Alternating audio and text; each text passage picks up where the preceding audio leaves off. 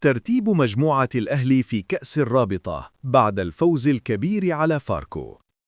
استعاد الأهلي توازنه في بطولة كأس الرابطة المصرية بعدما حقق فوزاً عريضاً على فاركو بنتيجة 4-1 في المباراة التي جمعت الفريقين ضمن منافسات الجولة السادسة من مرحلة المجموعات لمسابقة كأس عاصمة مصر 2025-2026.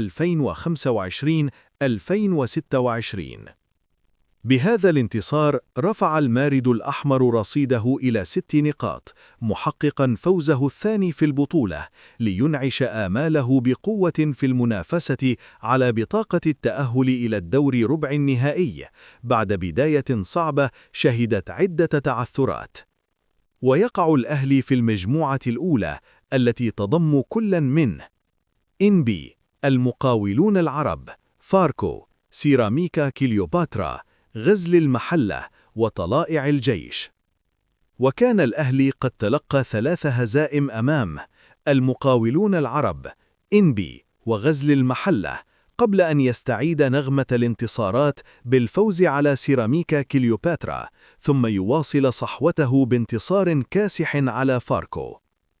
الفوز الأخير لم يكن مجرد 3 نقاط، بل رسالة واضحة بأن الأهلي ما زال حاضراً في سباق التأهل، وأن الصراع في المجموعة الأولى سيظل مشتعلاً حتى الجولات الأخيرة.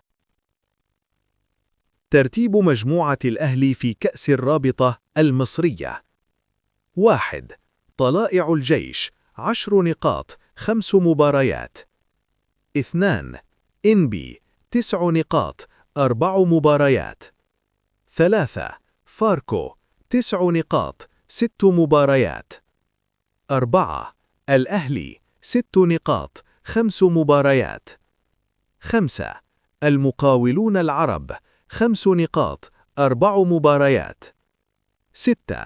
غزل المحلة 4 نقاط 4 مباريات. 7. سيراميكا كليوباترا 3 نقاط 4 مباريات.